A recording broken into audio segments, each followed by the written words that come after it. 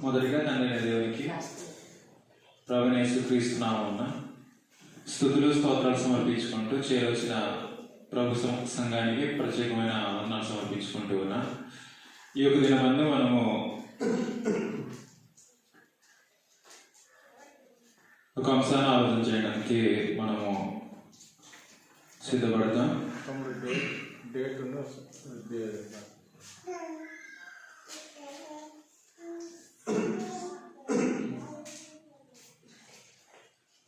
ఎఫెసీయులకు రాసిన పత్రిక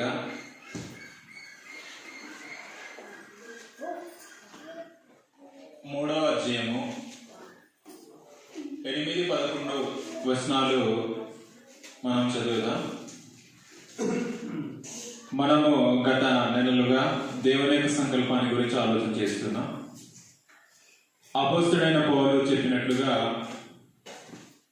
సేవకుని యొక్క బాధ్యత ఏమిటంటే దేవుని యొక్క సంకల్పాన్ని ఏది కూడా దాచకుండా వివరించవలసినటువంటి బాధ్యత ఉంది. కాబట్టి మనము దేవుని యొక్క సంకల్పంలో ఉన్న ప్రతి ఒక్క విషయాలను మనము డీటెయిల్గా ఆలోచన చేస్తూ వస్తున్నాం. ఈ యొక్క దినమందు దేవుని యొక్క సంకల్పంలో 4వ భాగాన్ని ఆలోచన చేస్తూ ఉన్నాం. ఎఫెసీయులకు రాసిన పత్రిక 3వ అధ్యాయం 8వ వచనం నుంచి, దేవుడు మన ప్రభువైన క్రీస్తు యేసునందు చేసిన నిత్య సంకల్పము చొప్పున పరలోకములో ప్రధానులకును అధికారులకును సంఘము ద్వారా తన యొక్క నానా విధమైన జ్ఞానము ఇప్పుడు తెలియబడవలని ఉద్దేశించి శోధింప సౌఖ్యము కానీ క్రీస్తు ఐశ్వర్యమును అన్యజనులలో ప్రకటించుటకును సమస్తమును సృష్టించిన దేవుని యందు పూర్వకాలము నుండి మరుగైయున్న ఆ మర్మమును గూర్చిన ఏర్పాటు ఎట్టిదో అందరికీ తేటపరుచుటకును పరిశుద్ధులందరిలో అత్యల్పుడనైన నాకు ఈ కృప అనుగ్రహించెను. దేవుడు ప్రభువైన యేసుక్రీస్తునందు చేసినటువంటి నిత్య సంకల్పం, ఆ నిత్య సంకల్పంలో ఒక భాగం దేవుని యొక్క సంకల్పంలో సంఘం.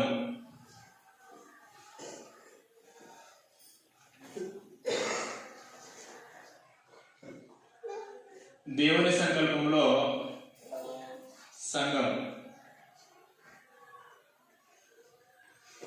ఈ యొక్క దినమందు దేవుని యొక్క సంకల్పంలో సంఘాన్ని గురించి ఆలోచన చేయడానికి మనం ఈ యొక్క దినమందు ప్రయత్నం చేద్దాం. దేవుడు సంఘాన్ని ప్రభువైన యేసుక్రీస్తునందు సంకల్పించాడు. ఆ యొక్క సంఘము ద్వారా తన యొక్క జ్ఞానాన్ని నేర్పించాలని ఉద్దేశించిన దేవుడు సంఘాన్ని సంకల్పించాడు. దేవుని యొక్క అనాది సంకల్పంలో సంఘము ఒక భాగం అనే విషయాన్ని మనం గుర్తించవలసినటువంటి అవసరం ఉంది. మొట్టమొదటి పాయింట్ గా సంఘం అనగా ఏమిటి? మొదటి పాయింట్, సంఘం అనగా ఏమిటి?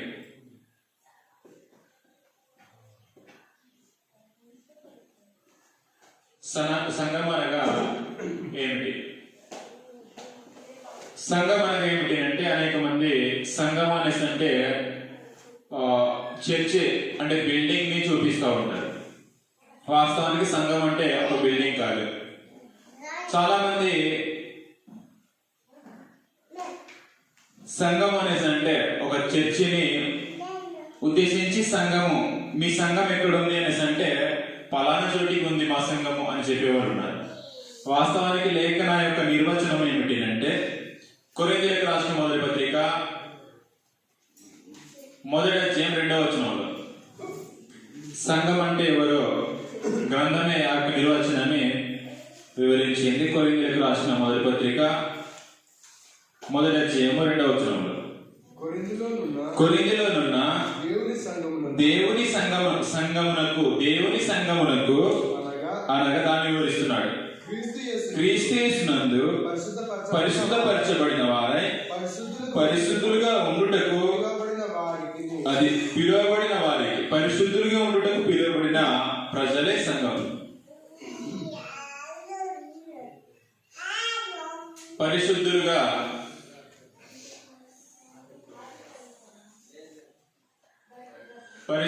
ఉండుటకు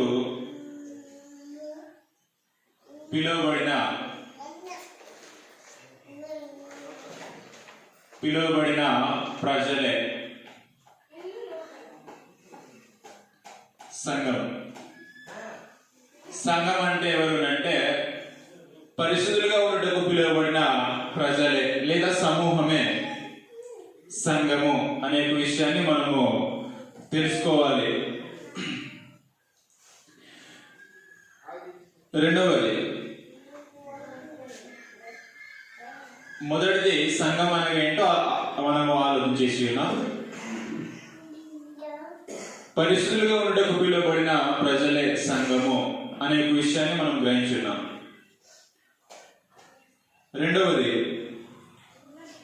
దేవుడు సంఘాన్ని, మీరు గమనించండి, సంఘం అనగా పరిశుద్ధులుగా ఉండటకు పిలువబడిన ప్రజలే సంఘం. ఎందుకు పిలువబడ్డారు?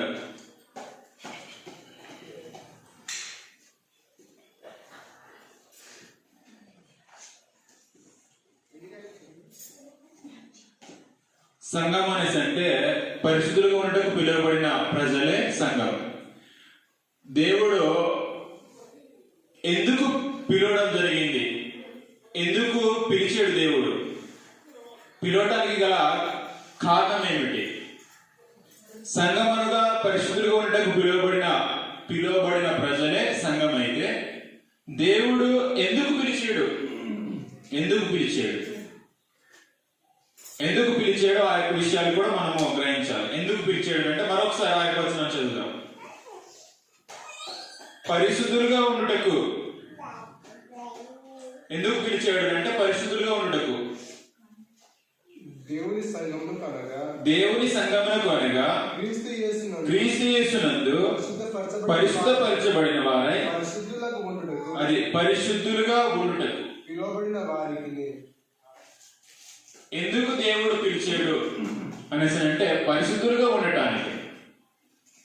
ఎందుకు పరిశుద్ధులుగా ఉండాలి అంటే పేతురు రాసిన మొదటి పత్రిక, పేతురు రాసిన రెండో పత్రిక మొదటి అధ్యాయం 14వ వచనంలో, నేను పరిశుద్ధుడనై ఉన్నాను కనుక మీరును పరిశుద్ధులై ఉండుడని వ్రాయబడి ఉన్నది అని. అంటే దేవుడు పరిశుద్ధుడు కనుక పరిశుద్ధుడైన దేవుడు పరిశుద్ధులుగా ఉండటానికి పిలిచాడు. ఎందుకు పిలిచాడు? సంఘాన్ని సంఘం అనగా పిలువబడిన సమూహం. ఆ పిలువబడిన సమూహాన్ని ఎందుకు దేవుడు పిలిచాడు అంటే పరిశుద్ధులుగా ఉండటానికి పిలిచాడు, పరిశుద్ధులుగా జీవించడానికి పిలిచాడు. రెండవది, ఎందుకు పిలిచాడు దేవుడు అనేసి అంటే కొరింథీయులకు రాసిన మొదటి పత్రిక 2:9 వచనం. కొరింథీయులకు రాసిన మొదటి పత్రిక మొదటి అధ్యాయము 9వ వచనం. మన ప్రభు అయిన యేసుక్రీస్తు అను తన కుమారుని సావాసమునకు మిమ్మును పిలిచిన దేవుడు నమ్మదగిన వాడు అనిస్తుంది. తన కుమారుని సావాసమునకు పిలిచాడు. తన యొక్క కుమారుని సావాసమునకు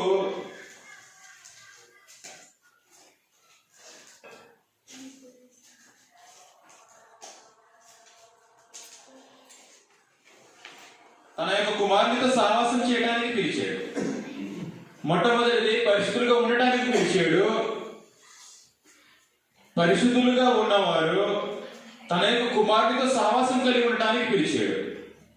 తన యొక్క కుమారునితో సహవాసం కలిగి ఉండటానికి మనము పిలువబడిన సమూహమే సంఘం.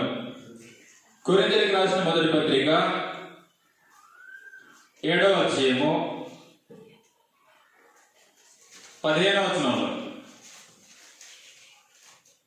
పిలువబడిన సమూహము ఎందుకు పిలువబడ్డాము అనే సంగతులను గ్రహించినట్లయితేనే మన యొక్క జీవితాలను అలాగ నడుచుకోవడానికి అవకాశం ఉంటది. అయితే ఆ విశ్వాసి అయిన వాడు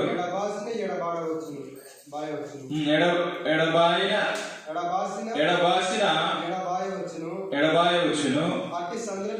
అట్టి సందర్భములలో సహోదరికైనను నిర్బంధం లేదు. ఈ విషయాన్ని మనసులో పెట్టుకోవాలి.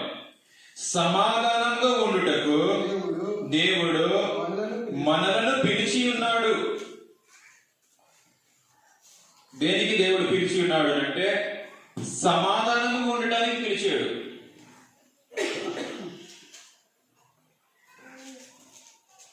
సమాధానంగా ఉండుటకు మిమ్ములను పిలిచి ఉన్నాడు. మనం ఎందుకు పిలువబడ్డాము? సంఘము అనేసి అంటే పిలువబడిన సమూహమే, ప్రజలే సంఘము. ఎందుకు పిలిచాడు దేవుడు? పిలవటానికి గల కారణాలు ఏంటి? పరిశుద్ధులుగా ఉండటానికి పిలువబడ్డాము. తన కుమారుని యొక్క సహవాసమునకు పిలువబడ్డాము. తన కుమారుడితో సహవాసం చేయడానికి పిలువబడ్డాము. సమాధానంగా ఉండడానికి పిలువబడ్డాము. ఇప్పుడు సంఘము అనేది సమాధానంగా ఉండాలి. అన్ని విషయాలలో సమాధానం కలిగినటువంటి జీవితంగా సంఘము నడుచుకోవాలి. ఎందుకు పిలువబడ్డాము అంటే కొరింథీయులకు రాసిన తెస్సలోనికీయులకు రాసిన 2వ పత్రిక 2వ అధ్యాయము 14వ వచనంలో, తెస్సలోనికీయులకు రాసిన 2వ పత్రిక 2వ అధ్యాయము 14వ వచనం, మీరిలాగున రక్షింపబడి మన ప్రభువైన యేసుక్రీస్తు యొక్క మహిమను పొందవలెనని ఆయన మా స్వార్థ వలన మిమ్మును పిలిచాను. యేసుక్రీస్తు యొక్క మహిమను పొందుటకు మనము మహిమను పొందుటకు పిలువబడ్డాము. మహిమ పొందటానికి మనం పిలువబడ్డాం. మహిమ అంటే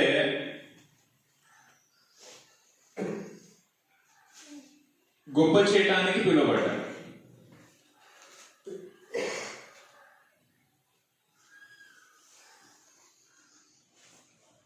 ఇంకెందుకు పిలువబడ్డాము అంటే పేతురు రాసిన మొదటి పత్రిక 2వ అధ్యాయం 9వ వచనంలో, పేతురు రాసిన మొదటి పత్రిక 2వ అధ్యాయం 9వ వచనం,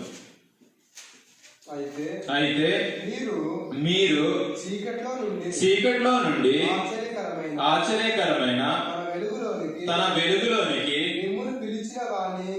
మిమ్మును పిలిచిన వారిని గుణాతిశయములను ప్రచురము చేయ నిమిత్తం ఏర్పరచబడిన వంశమును, రాజులైన యాజక సమూహమును, పరిశుద్ధ జనమును, దేవుని సొత్తైన ప్రజలై ఉన్నారు అనిస్తుంది.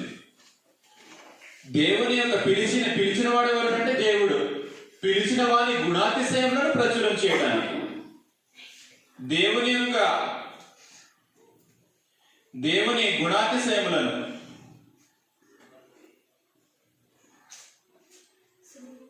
గుణాతిశయములను ప్రచురం చేయడానికి, ప్రచురించుటకు మనం పిలువబడ్డాం. దేవుని యొక్క గుణాలను ఇతరులకు చెప్పడానికి పిలువబడ్డాం. ఎఫెసీయులకు రాసిన పత్రిక 4వ అధ్యాయము 4వ వచనంలో ఎందుకు పిలువబడ్డాము అనేక సంగతులను ఆలోచన చేస్తున్నాం. ఎందుకు పిలువబడ్డాము అంటే ఎఫెసీయులకు రాసిన పత్రిక 4వ అధ్యాయం 4వ వచనంలో శరీరం ఒక్కటే ఆత్మయే ఒక్కడే. ఈ విషయాన్ని మనసులో పెట్టుకోవాలి. ఆ ప్రకారమే మీ పిలుపు విషయమై ఒక్కటే నిరీక్షణ యందుండుటకు అది పిలువబడితే, ఒకే నిరీక్షణ కొరకు పిలువబడ్డారు.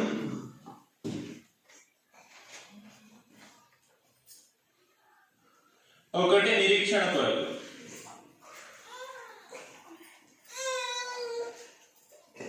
ఒకటే నిరీక్షణ కొరకు పిలువబడ్డాం. ఆ నిరీక్షణ ఏమిటి అంటే తీతుకు పత్రిక 2వ అధ్యాయము 12-13 వచనాలు. ఆ నిరీక్షణ ఏంటో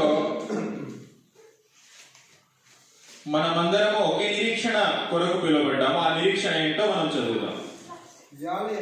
ఏలయనగా సమస్త మనుషులకు రక్షణకరమైన దేవుని కృప ప్రత్యక్షమై మనము భక్తిహీనతను ఇహలోక సంబంధమైన దురాశలను విసర్జించి శుభప్రదమైన, మీరు గమనించాలి, శుభప్రదమైన నిరీక్షణ నిమిత్తము అనగా మహాదేవుడును మన రక్షకుడైన యేసుక్రీస్తు మహిమ యొక్క ప్రత్యక్షత కొరకు అది ఎదురు చూసే వాళ్ళము. యేసు ప్రభు యొక్క ప్రత్యక్ష కొరకు ఎదురు చూసే యొక్క జనమే మనము. ఎదురు చూస్తూ ఈ లోకంలో స్వస్థ బుద్ధితోను నీతితోను భక్తితోను బ్రతుకుచుండవలనని మనకు బోధించున్నది. ఒకటి నిరీక్షణ ఎందుకు మనం ఉపయోగపడ్డాము. ఆ నిరీక్షణ ఏమిటి అంటే యేసు ప్రభు యొక్క ప్రత్యక్షత కొరకు ఎదురు చూస్తున్నాం. ఆ ప్రత్యక్షత కొరకు మనము నిరీక్షణ కలిగి ఉండడానికి పిలువబడ్డాం.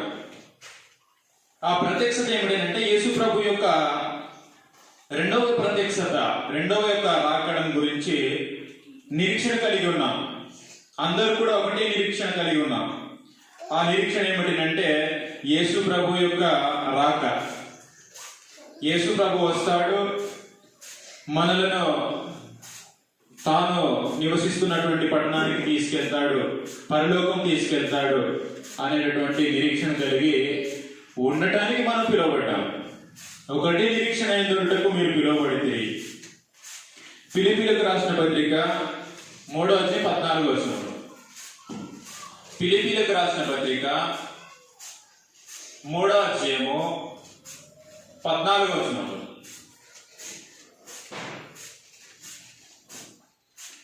ఫిలిప్పీలకు రాసిన పత్రిక 3వ అధ్యాయం 14వ వచనం. క్రీస్తు యేసునందు దేవుని ఉన్నతమైన పిలుపునకు కలుగు బహుమానమును పొందవలనని గురి యొద్దకే పరిగెత్తుచున్నాము. ఎందుకు మనం పిలువబడ్డామనంటే ఉన్నతమైన బహుమానం కొరకు.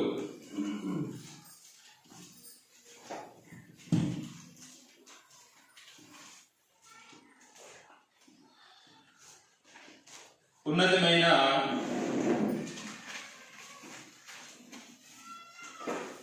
బహుమానం కొరకు గురి యొద్దకు మనం పరిగెత్తడానికి మనం పిలువబడ్డాం. ప్రతి ఒక్కరు కూడా తన యొక్క బహుమానాన్ని తాను పొందుకోవడానికి మనం పిలువబడి. కాబట్టి ఇంతవరకు మనము ఎందుకు పిలువబడ్డారు, సంఘం అనగా పిలువబడిన సమూహము అనేసి ఆలోచన చేసాం.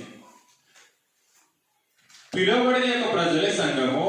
ఆ పిలువబడిన ప్రజలు ఎందుకు పిలువబడ్డారు అని రెండవ పాయింట్ ఆలోచన చేసాము. ఎందుకు పిలువబడ్డారు అంటే పరిశుద్ధులుగా ఉండటానికి పిలువబడ్డారు, తన కుమారుని యొక్క సహవాసమునకు పిలువబడ్డారు, సమాధానంగా ఉండటానికి పిలువబడ్డారు, తర్వాత మహిమను పొందుటకు, దేవుని యొక్క గుణాతిశయములను ప్రచురం చేయుటకు, ఒకటే నిరీక్షణ ఎందుటకు, ఉన్నతమైన బహుమానం పొందడానికి పిలువబడ్డాం. ఈ పిలువబడిన సంఘము ఎందుకు పిలువబడ్డామో ఆ యొక్క సంగతులను తెలుసుకోవలసినటువంటి బాధ్యత మనకుంది. మనం అది తెలుసుకుంటేనే మన యొక్క జీవితాన్ని పిలువబడిన యొక్క పిలుపునకు తగినట్టుగా మన యొక్క ప్రవర్తన అనేది ఉంటుంది. ఆ యొక్క విషయాన్ని తెలియకుండా పిలువబడిన పిలుపునకు తగినట్టుగా మన యొక్క జీవితాలు ఉండవు. కాబట్టి ఇంతవరకు రెండు విషయాలు ఆలోచన చేసాము. సంఘం అనగా ఏమిటి, ఎందుకు పిలువబడ్డారు. సంఘం అనగా పిలువబడిన ప్రజలే సంఘం. ఆ పిలువబడిన ప్రజలు ఎందుకు పిలువబడ్డారు అంటే ఈ యొక్క సంగతిని ఆలోచన చేసాము. మూడవది,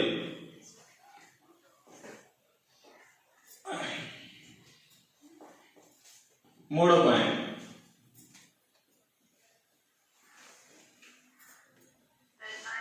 ఎవరు పిలిచారు? పిలిచిన వారు ఎవరు? ఎవరు పిలిచారు? సంఘం అనగా పిలువబడిన ప్రజలు. పిలువబడిన ప్రజలు ఎందుకు పిలువబడ్డారు ఆ యొక్క సంగతిని ఆలోచించేమో. ఎవరు పిలిచారు? పిలిచిన వారు ఎవరు? తెస్సలోనికీయులకు రాసిన 2వ పత్రిక 2వ అధ్యాయం 14వ వచనం మరొకసారి చదువుదాం. 2వ అధ్యాయం 14వ వచనం. మీరు ఇలాగున రక్షింపబడి మన ప్రభువైన యేసుక్రీస్తు యొక్క మహిమను పొందవలెనని. ఆయన అనేసి అంటే అక్కడ దేవుడు. ఆయన మా సువార్త వలన మిమ్మును పిలిచిన అనేసి అన్నాడు.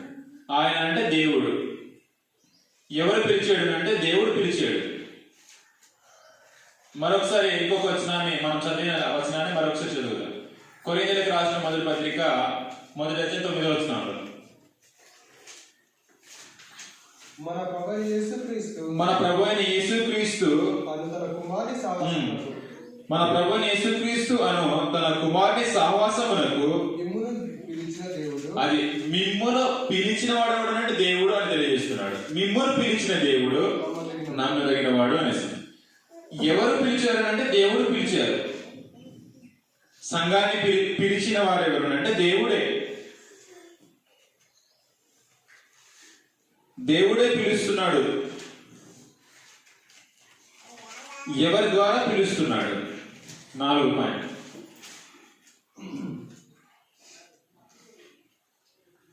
ఎవరి ద్వారా పిలుస్తున్నాడు? దేవుడు పిలుస్తున్నాడు. ఎవరి ద్వారా?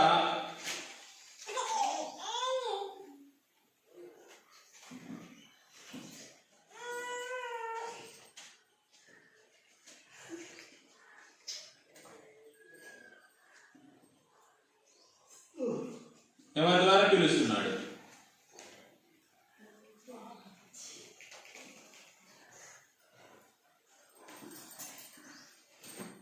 ఎవరి ద్వారా పిలుస్తున్నాడు?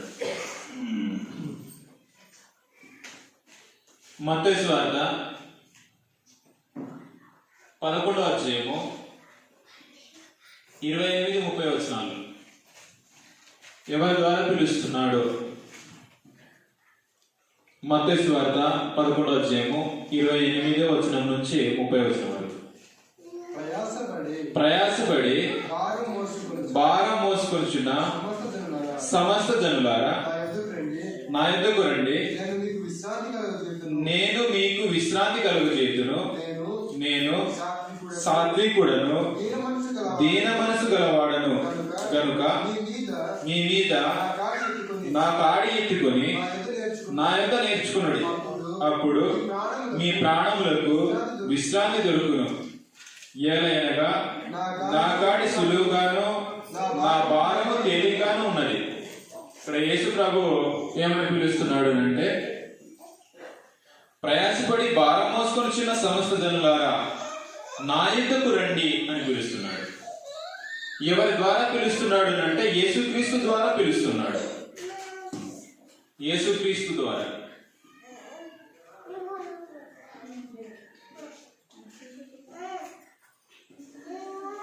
ఎవరు పిలిచారు అంటే దేవుడు. ఎవరి ద్వారా పిలుస్తున్నాడు అంటే యేసుక్రీస్తు ద్వారా. యేసుక్రీస్తు ద్వారా పిలుస్తున్నాడు.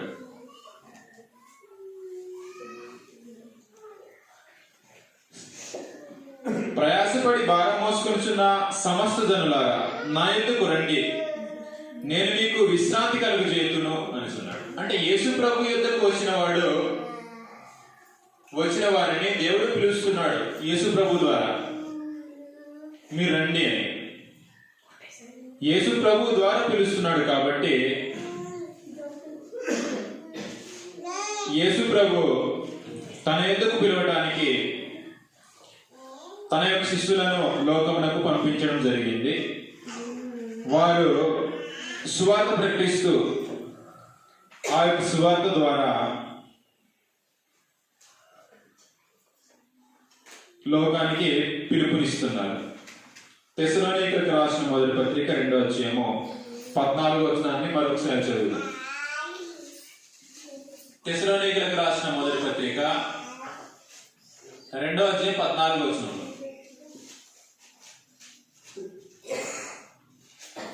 రెండో పత్రిక 2:14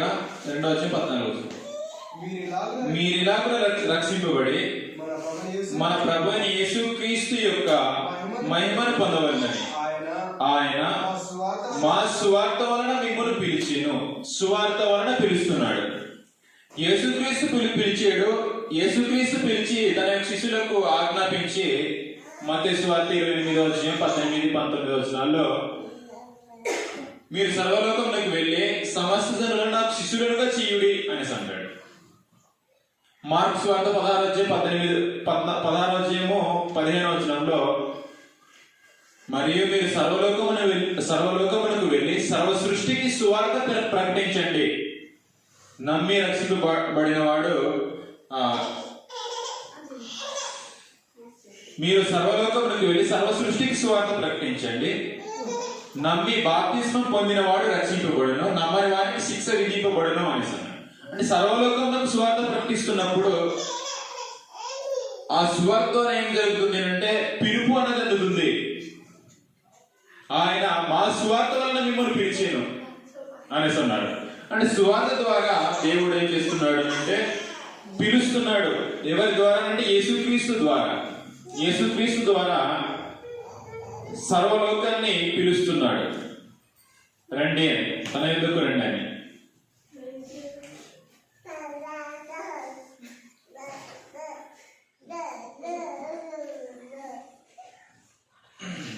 మీరు గమనించండి, యేసుక్రీస్తు ద్వారా పిలుస్తున్నాడు. ఐదవది ఎలా పిలుస్తున్నాడు?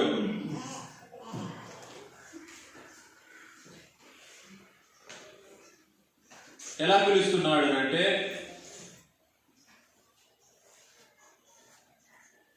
మీరు గమనించండి, అనేక మంది ఎక్కువగా ఏమని చెప్పుకుంటారంటే మత శాఖలలో సేవకులైన వారు ఏమని ఎక్కువగా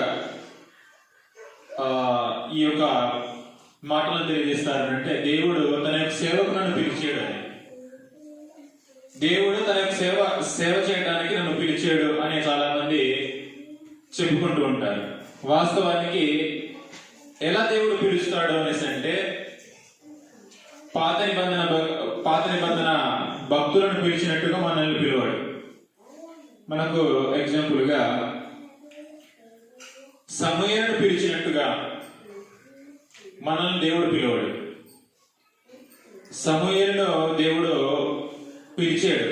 తన యొక్క బాల్య దినాలలో ఏలితో ఉన్నప్పుడు దేవుని యొక్క వాక్యం వచ్చి సమూయేలును పిలిచింది. అలాంటి యొక్క పిలుపు ఇప్పుడు మనకు రాదు. మనల్ని ఎలా పిలుస్తున్నాడు అంటే సువార్త ద్వారా తప్ప, సువార్త ద్వారా కాకుండా ఎలాంటి పిలుపు అనేది లేదు. ఇందాక చదువుకున్నాం, మరొకసారి చదవద్దులే కానీ మనం అర్థం చేసుకోవాలి. ఎలా పిలుస్తున్నాడు అంటే ఆయన మా సువార్త ద్వారా, ఆయన మా సువార్త ద్వారా మిమ్మును పిలిచెను. ఇప్పుడు ఎలా పిలుస్తున్నాడు అంటే సువార్త ద్వారా మాత్రమే పిలుపు అనేది అందుతుంది. దేవుడు సువార్త ద్వారా మాత్రమే పిలుస్తాడు. కళలో వచ్చి పిలువాడు, దర్శనాలలో వచ్చి పిలువాడు, సమయంలో పిలిచినట్టుగా పిలువాడు. ఇప్పుడు ప్రతి ఒక్కరిని దేవుడు ఎలా పిలుస్తున్నాడు అంటే సువార్త ద్వారా మాత్రమే పిలుస్తున్నాడు. 5 విషయాలు చేసేము. సంఘం అనగా ఏమిటి? పరిశుద్ధులుగా ఉండడానికి పిలువబడిన సమూహమే ప్రజలే సంఘము. పిలువబడిన ప్రజలే సంఘం అయితే ఎందుకు పిలువబడ్డారు? 2వ పాయింట్, ఎందుకు పిలువబడ్డారు అంటే ఈ యొక్క సంగతులను ఆలోచన చేసాము. ఎవరు పిలిచారు? 3వ పాయింట్ గా దేవుడు పిలిచాడు. ఎవరి ద్వారా పిలిచాడు? ఎవరి ద్వారా పిలుస్తున్నాడు అనేసి అంటే యేసుక్రీస్తు ద్వారా పిలుస్తున్నాడు. ఎలా పిలుస్తున్నాడు అంటే సువార్త ద్వారా మాత్రమే పిలుస్తున్నాడు. సర్వలోకాన్ని పిలుస్తున్నాడు. సర్వలోకానికి వెళ్ళి సర్వ సృష్టికి సువార్త ప్రకటించండి. సువార్త ద్వారా పిలుస్తున్నాడు. సువార్త ద్వారా పిలుస్తున్నాడు. సువార్త ద్వారా మాత్రమే పిలుపు అన్నది అందుతుంది, దేవుని యొక్క పిలుపు. సువార్త ద్వారా కాకుండా తన యొక్క పిలుపు ఎవరికి ఇంకా ప్రత్యేకమైన విధానంలో సమూయేలును పిలిచినట్లుగా పిలుపు అనేది ఎవరికి రాదు. దర్శనాలలో పిలుపు రాదు, కళలలో పిలుపు రాదు. సువార్త ద్వారా మాత్రమే దేవుని యొక్క పిలుపు అన్నది వస్తుంది. 5 విషయాలు ఆలోచన చేసేది. 6వది,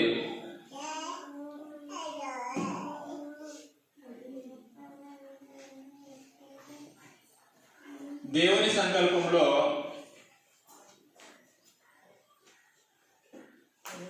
సంఘము. దేవుని సంకల్పంలో సంఘం. దేవుని సంకల్పంలో సంఘం అనేసి అంటే సంఘం అన్నది సృష్టికి ముందే నిర్ణయించబడింది, సృష్టికి ముందే సంకల్పించబడింది. అందుకని అక్కడ ఒక పదాన్ని చదువుతాం. ఇందాక చదువుకున్నాం మరొకసారి. ఎఫెసీయులకు రాసిన పత్రిక 3వ అధ్యాయము 8-11 వచనాల్లో మన ప్రభువైన యేసుక్రీస్తు నందు చేసిన నిత్య సంకల్పము చొప్పున అనేసింది. అది శాశ్వతమైన సంకల్పం. నిత్య సంకల్పము అనేసి అంటే సృష్టికి ముందే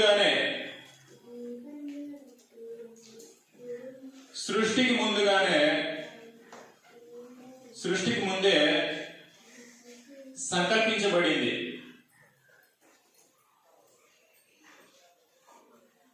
సృష్టికి ముందుగానే సంకల్పించబడింది. అది దేవుని సంకల్పంలో సంఘం అన్నది సృష్టికి ముందుగానే సంకల్పించబడింది. అది ఎస్ఐ గ్రంథము 2వ అధ్యాయం 2-3 వచనాల్లో, ఎస్ఐ గ్రంథం 2వ అధ్యాయము 2-3 వచనాల్లో సృష్టికి ముందే సంకల్పించిన దానిని దేవుడు తన సేవకులైన ప్రవక్తలకు తాను సంకల్పించిన దానిని చెప్పకుండా ఏది చేయడు. కాబట్టి ఆమోసు గ్రంథం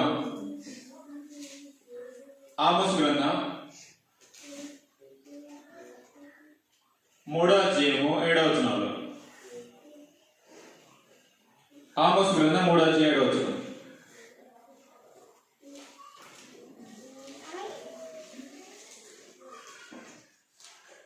తర్వాత ఎస్ఐ గ్రంథం చదువుదాం. తన సేవకులైన ప్రవక్తలకు తాను సంకల్పించిన దానిని బయలుపరచకుండా ప్రభువైన యెహోవా ఏమీ చేయడు అనేసి అన్నాడు. అంటే తాను సంకల్పించిన దాన్ని తన సేవకులైన ప్రవక్తలకు తెలియజేయకుండా ఏది చేయడు అంట. తన సేవకులైన ప్రవక్తలకు తెలియజేసాడు తన సంఘాన్ని గురించి ప్రవచన రూపంలో సంఘం.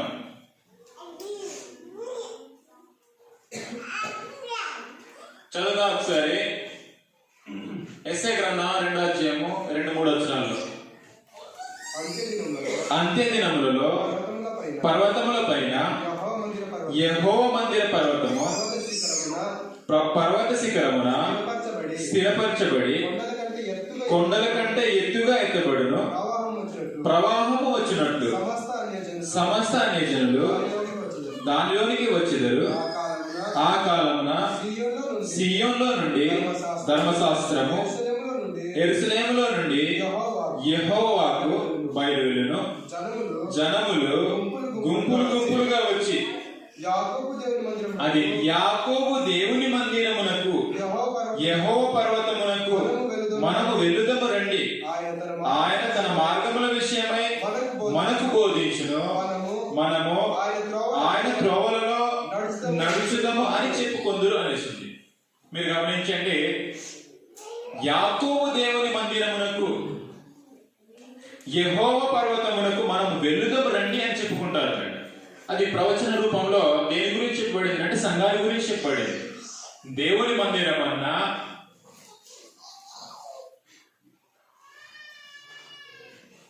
తిమోతికి రాసిన మొదటి పత్రిక దేవుని మందిరం అంటే దేని గురించి చెప్పబడింది అంటే సంఘాన్ని గురించి. తిమోతికి రాసిన మొదటి పత్రిక 3వ అధ్యాయం 15వ వచనంలో, తిమోతికి రాసిన మొదటి పత్రిక 3:15 అయినను నేను ఆలస్యము చేసిన యెడల దేవుని మందిరములో అనగా జీవము గల దేవుని సంఘం.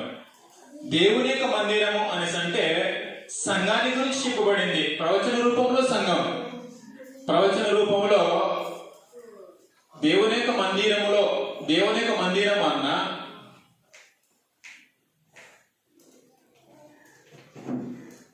దేవుని మందిరం అన్న జీవము గల దేవుని సంఘము.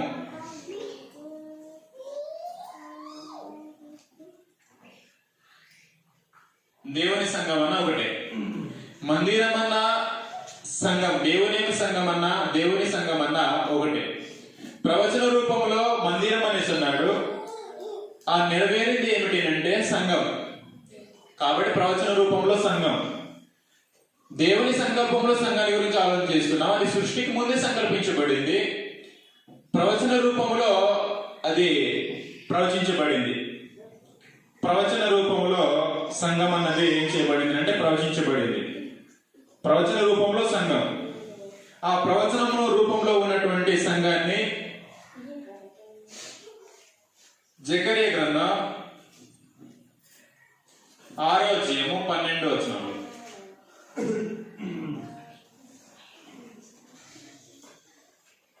జకరియా గ్రంథం 6:12 ప్రవచనాలు చెప్పబడిన సంఘాన్ని మనం చదువుతున్నాం. ప్రవచనాలు చెప్పబడిన సంఘం ఏది అంటే జకరియా గ్రంథం 6:12 అతనితో ఇట్లను సైన్యములకు అధిపతియగు యెహోవా సెలవిచ్చినది ఏమనగా, చిగురు అను ఒకడు కలడు, అతడు తన స్థలంలో నుండి చిగుర్చును, అతడు యెహోవా ఆలయమును కట్టును. దేవుని మందిరం అన్నా, జీవం గల దేవుని యొక్క సంఘం అన్నా, దేవుని ఆలయం అన్నా ఒకటే. దేవుని ఆలయాన్ని చిగురు అనే వ్యక్తి కడతాడనంట. ఆ చిగురు ఎవరనంటే దావీదు నీతి చిగురు ఎవరనంటే యేసుప్రభు. యేసుప్రభు సంఘాన్ని కడతాడని దేవుడు ముందుగానే తన భక్తులైనటువంటి, తన సేవకులైనటువంటి ప్రవక్తల ద్వారా ప్రవచించడం జరిగింది. ఆ ప్రవచనాల ప్రకారంగా యేసుప్రభు భూలోకానికి వచ్చి తాను కూడా ఏం చేసేవాడు అంటే ప్రవచించడం జరిగింది. ఆ ప్రవక్తలు ప్రవచించిన దాన్ని యేసుప్రభు మరొకసారి ప్రవచించాడు. మత్తయి సువార్త 16:18 మత్తయి సువార్త 16:18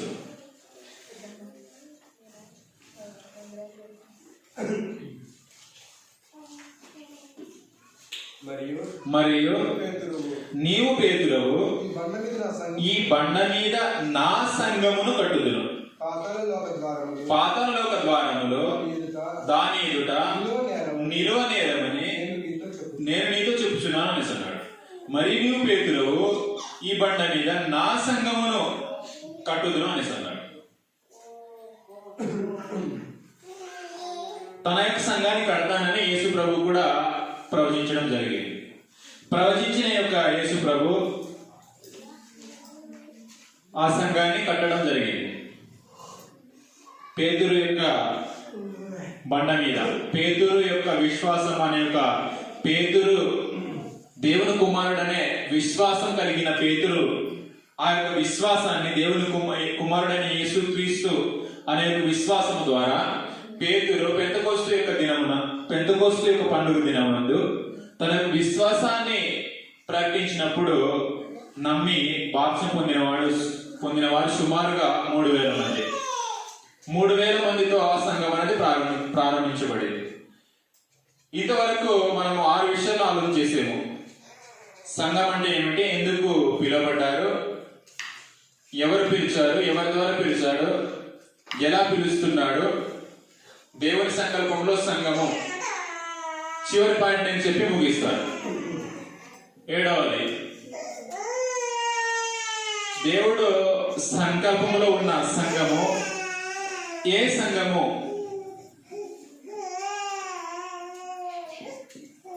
ఏ సంఘాన్ని గురించి దేవుడు ప్రవచించుకుంటూ రావడం జరిగింది. ఆ సంఘానికి ఏమైనా పేరుందా? ఏ సంఘము? ఈ లోకంలో అనేకమైన సంఘాలు ఉన్నాయి. గ్రంథంలో చెప్పబడినటువంటి సంఘం ఏది? ఏ సంఘాన్ని గురించి దేవుడు సంకల్పించడం జరిగింది? దేవుని యొక్క సంకల్పంలో ఉన్న సంఘము ఏ సంఘం? ఏ సంఘము అని మనము ఆలోచన చేయవలసినటువంటి బాధ్యత ఉంది. ఏ సంఘాన్ని గురించి దేవుడు సంకల్పించాడు అంటే రోమీయులకు రాసిన పత్రిక 16 రోమీయులకు రాసిన పత్రిక 16 క్రీస్తు సంఘములనియు మీకు వందనములు చెప్పుచున్నవి అనేసి అన్నాడు. క్రీస్తు సంఘము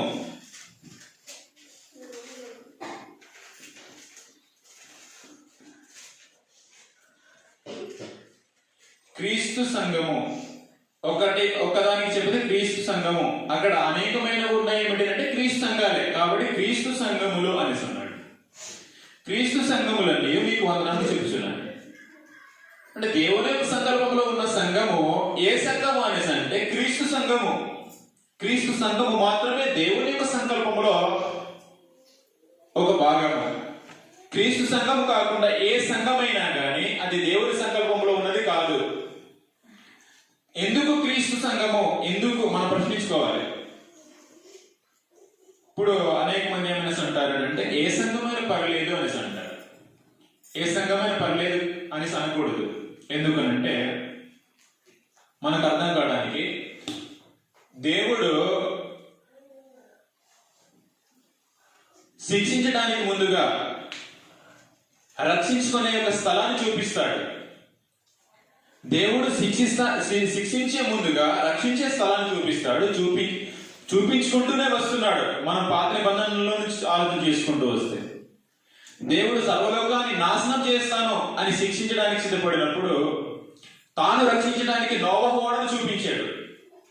నోవహు ఓడలోనికి వెళ్ళు, నీ ప్రాణాలను కాపాడుకుంటావని. ఇరికో ప్రాంతమందు ఇరికో పట్టణాన్ని నాశనం చేసినప్పుడు రాహాబు యొక్క ఇల్లును చూపించాడు. రాహాబు ఇల్లులోనికి వెళ్ళు, నీ ప్రాణాన్ని నువ్వు రక్షించుకుంటావని. ఇప్పుడు ఈ సర్వలోకాన్ని, ఈ భూమి అంతా నేను తగలబెట్టేస్తాను అని దేవుడు చెప్పి నువ్వు రక్షింపబడాలి అంటే క్రీస్తు సంఘములో ఉండు, అది మిమ్మల్ని రక్షించే ఒక స్థలము అని చూపించాడు. క్రీస్తు సంఘాన్ని, క్రీస్తు సంఘం మాత్రమే దేవుని యొక్క ఉగ్రతను తప్పించే యొక్క స్థలము. క్రీస్తు సంఘం మాత్రమే దేవుని యొక్క కోపం నుంచి తప్పించే యొక్క స్థలము. దేవుడి లోకాన్ని నాశనం చేస్తున్నప్పుడు క్రీస్తు సంఘంలో ఉన్నవారు మాత్రమే రక్షించుకోవడానికి అవకాశం ఉంటుంది. చాలా మంది ఏం చేస్తారంటే పేరు ఏముందిలే, ఏ సంఘమైనా పర్లేదు అనేసి అంటారు. పేరు ఏముందిలే అని మీరు గమనించాలి. నేను ఒక విషయాన్ని వివరిస్తాను. సంఘము అంటే ఏమిటంటే సంఘానికి ప్రత్యేకంగా పేరు అనేది లేదు. సంఘానికి ప్రత్యేకంగా పేరు అనేది లేదు. మీరు గమనించండి. సంఘం అనేది ఏమిటంటే పరిశుద్ధులుగా ఉండుటకు పిలువబడిన సమూహమే ప్రజలు. అంటే పిలువబడిన వారే సంఘం. ఆ పిలువబడిన సంఘానికి ప్రత్యేకమైన పేరు ఏమైనా ఉందంటే పేరు ఏమి లేదు. ఆ గుంపునే సంఘం అనేసి అన్నారు. ఆ గుంపుకు పేరు అన్నది లేదు. అయితే ఎందుకు దానికి క్రీస్తు సంఘము అని పేరు పెట్టారు అనేసి అనవచ్చు. క్రీస్తు సంఘం అనేది అది దాని పేరు కాదు. సంఘం పేరు క్రీస్తు సంఘం కాదు. క్రీస్తు అనే ఒక వ్యక్తి ఒక పర్సన్. క్రీస్తు అనేవాడు ఒక వ్యక్తి. సంఘము అనేసి అంటే ప్రజలు. మనకు అర్థమయ్యే విధానాలు. పిలువబడిన ప్రజలు సంఘము. క్రీస్తు అనే వ్యక్తి. క్రీస్తు సంఘము అంటే క్రీస్తుకు సంబంధించిన సంఘము, క్రీస్తుకు సంబంధించిన ప్రజలు, ఈ యొక్క వ్యక్తికి సంబంధించిన ప్రజలు. అయితే క్రీస్తు సంఘం అనేసి ఎందుకు రాసుకుంటున్నారు అనేసి అంటే ఆ సంఘాన్ని సంపాదించడానికి క్రీస్తు ప్రభు వెల పెట్టడం జరిగింది. ఆ వెల ఏంటో అపోస్తలుల కార్యాల గ్రంథం 20:28 అది తనదవటానికి యేసు ప్రభు ఏం పెట్టాడు? తన యొక్క ప్రాణాన్ని పెట్టాడు. అపోస్తలుల కార్యాల గ్రంథం 20:28 దేవుడు తన స్వరక్తం ఇచ్చి సంపాదించిన సంఘము అనేసింది. దేవుడు అన్న దగ్గర పుట్టినట్లో ప్రభు అనేసింది. ప్రభు ఏం చేసాడు అంటే, యేసు ప్రభు ఏం చేసాడు అంటే తన స్వరక్తం ఇచ్చాడు.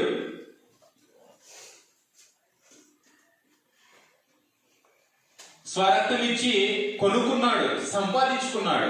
అందుకే అది అతనిదయింది, అది యేసు ప్రభుదయింది.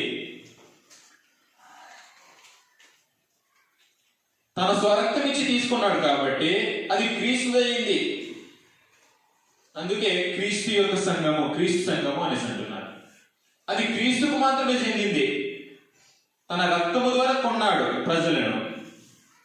ప్రకటన గ్రంథం 5:9-10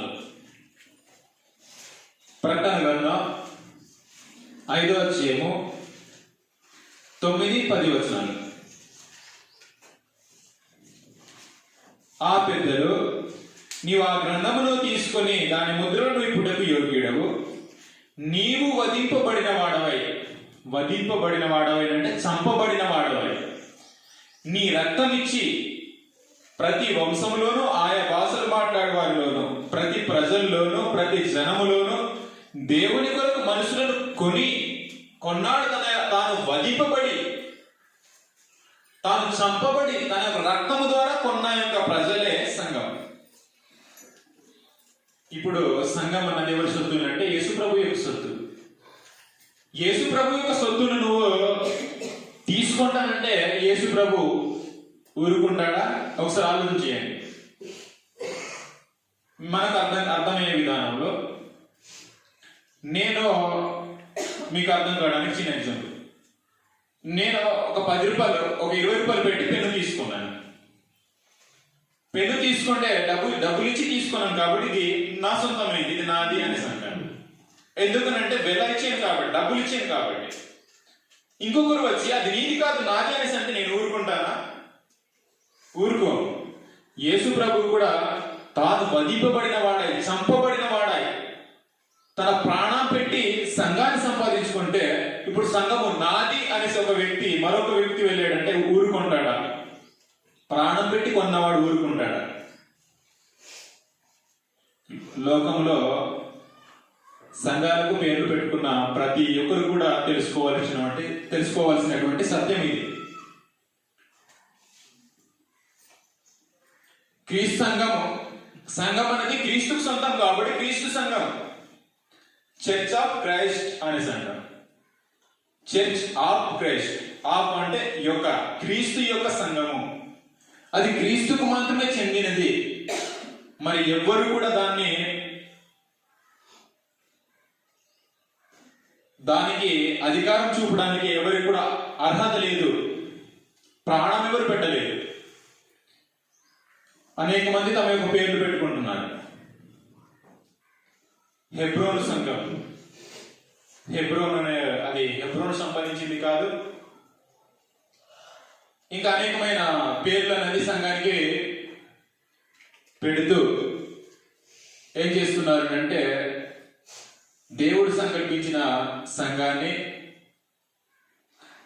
ఆ దేవుడు సంకల్పించిన సంఘాన్ని మార్చేస్తున్నారు. ఎలాగ మారుస్తున్నారు అంటే, ఏ సంఘం దేవుడు సంకల్పించింది అంటే క్రీస్తు సంఘం.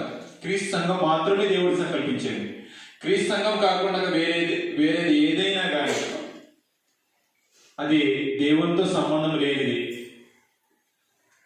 దేవునితో సత్సంబంధాలు ఆ సంఘానికి ఉండదు. అది అపవాది సంఘం అవుతుంది, దేవుని సంఘం అవ్వదు.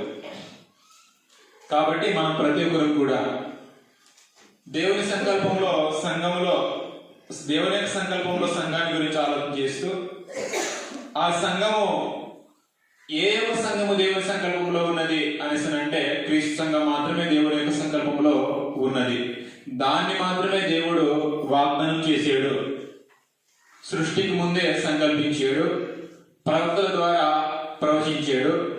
యేసు ప్రభువు కూడా ఏం చేశాడు అంటే దాని గురించి ప్రవచించడం జరిగింది. ఆ ప్రవచించిన యొక్క సంఘాన్ని తాను తన యొక్క ప్రాణం పెట్టి కట్టాడు అని అపోస్తులు తెలియజేశారు. ప్రభువు తన స్వరక్తం నుంచి సంపాదించిన సంఘము.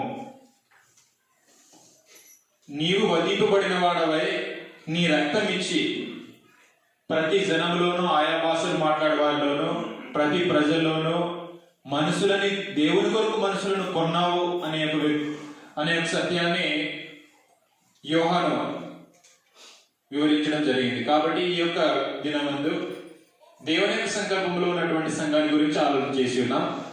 దీన్ని మీ మనసులో ఉంచుకోవాలని, దేవుడు సంకల్పించిన సంఘంలో ప్రతి ఒక్కరు కూడా మన యొక్క ప్రవర్తనలను సరి చేసుకుంటూ దేవుడు సంకల్పించిన యొక్క సంఘంలో అనగా క్రీస్తు సంఘంలో ఉంటేనే రాబోయే యొక్క ఉగ్రతను తప్పించుకోవడానికి రక్షణ యొక్క స్థలము అనే విషయాన్ని ప్రతి ఒక్కరు గుర్తించుకోవాలని ఇంతవరకు శ్రద్ధగా ఓపికతో విని అందరికీ ప్రభువైన యేసుక్రీస్తు నామమున వందనాలు సమర్పించుకుంటూ ముగిస్తామని మీ అందరికీ వందనాలు.